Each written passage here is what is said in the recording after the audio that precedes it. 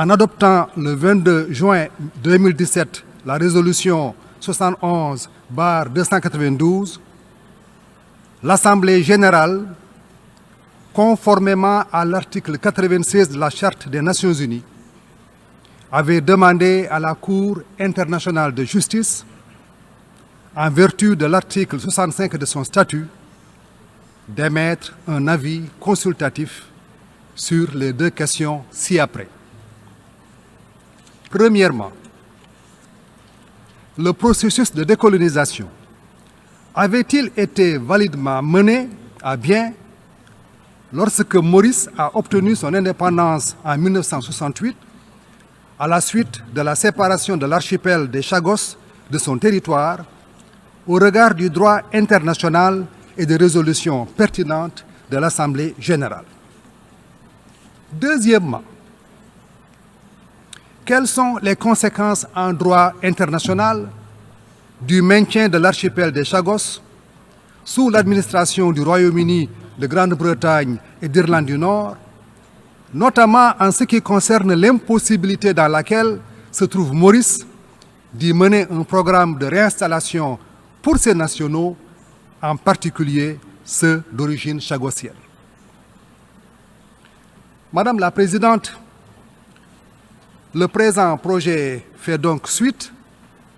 à l'avis consultatif de la Cour internationale de justice en date du 25 février 2019 sur l'archipel des Chagos. Au terme de l'avis, le processus de décolonisation de Maurice n'a pas été validement mené à bien. Au regard du droit international, lorsque ce pays a accédé à l'indépendance en 1968 à la suite de la séparation de l'archipel des Chagos. À cet égard, la Cour en appelle sans ambiguïté au Royaume-Uni à mettre fin dans les plus brefs délais à son administration de l'archipel des Chagos. Par ailleurs, il vous souviendra que, par sa résolution 15 romain de 1960, l'Assemblée générale précise que toute tentative visant à détruire partiellement ou totalement l'unité nationale et l'intégrité territoriale d'un pays est incompatible avec les buts et les principes énoncés dans la Charte des Nations unies. Aussi, la résolution 2066 romain de 1965, qui traite spécifiquement de Maurice, invite-t-elle le Royaume-Uni à ne prendre aucune mesure qui démembrerait le territoire de Maurice et violerait son intégrité territoriale. Madame la Présidente, dans ses décisions différentes sur la question, la conférence des chefs d'État et de gouvernement de l'Union africaine a réitéré sa détermination à poursuivre et à intensifier ses efforts en vue de la décolonisation totale de Maurice, conformément au droit international. C'est ainsi que lors de la 28e session ordinaire du sommet de l'UA, tenue à Addis Abeba, en Éthiopie, les 30 et 31 janvier 2017, les chefs d'État et de gouvernement, sur la base des résolutions de l'Assemblée générale submentionnées, ont réaffirmé la nécessité de parachever la décolonisation de la République de Maurice et de lui permettre d'exercer pleinement sa souveraineté sur l'archipel des Chagos, y compris Diego Garcia. La conférence des chefs d'État a également décidé d'apporter son soutien entier à l'action engagée par le gouvernement de la République de Maurice au niveau des Nations unies pour que la CIJ rende un avis consultatif sur les effets juridiques de la séparation de l'archipel des Chagos de Maurice. Rappelons également que la Commission de l'Union africaine a pleinement participé à l'ensemble du processus ayant mené à l'avis consultatif de la CIJ. C'est ainsi que la Commission de l'Union africaine a fait son premier exposé écrit le 1er mars 2018, sa deuxième soumission écrite en mai 2018, avant sa plaidoirie à La Haye en septembre 2018.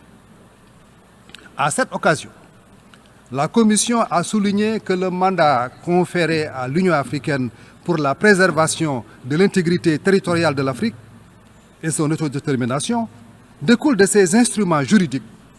et de la contribution de l'Afrique aux résolutions pertinentes de l'Assemblée générale des Nations unies. Sous ce rapport, elle a exhorté la CIJ à assumer ses responsabilités en tant qu'organe suprême de la justice internationale. La démarche entreprise à l'ONU par les États d'Afrique s'inscrit donc dans le cadre de l'effort mené par tous les États africains pour permettre à un État membre de l'Union africaine et membre de l'ONU d'exercer sa pleine souveraineté sur l'ensemble de son territoire conformément au droit international. Madame la Présidente, pendant très longtemps, l'Afrique a été une victime de l'esclavage et de la colonisation. Perpétuer un état de décolonisation inachevé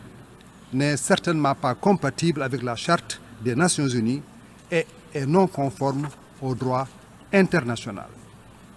Dès lors, l'avis consultatif de la Cour internationale de justice vise à assister l'Assemblée générale en application de son mandat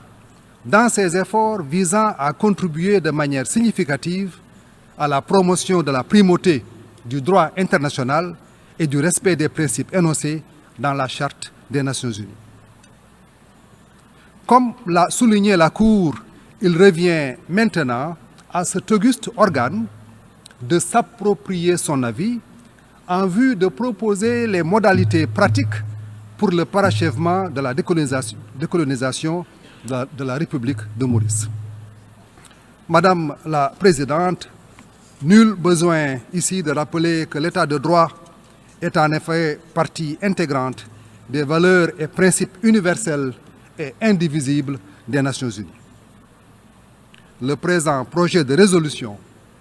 est non seulement un reflet fidèle de l'avis consultatif de la CIJ, mais il constitue aussi une requête de mise en application de ses conclusions sur les effets juridiques de la séparation de l'archipel des Chagos de Maurice en 1965. Un oui sera donc un vote pour les principes consacrés par la Charte des Nations unies qui continue de guider le travail de l'organisation en ce qui concerne le principe de l'autodétermination. Un oui, c'est également consacrer la Cour internationale de justice en tant qu'organe juridique principal des Nations unies dans son rôle déterminant et décisif en matière de droit international. Au nom du groupe africain, j'exhorte donc tous les États membres à faire le choix de la justice et du respect de l'État de droit en votant favorablement pour ce projet de résolution afin d'aider l'Afrique à surmonter les traumatismes d'un douloureux passé colonial. Je vous remercie, Madame la Présidente. Je remercie.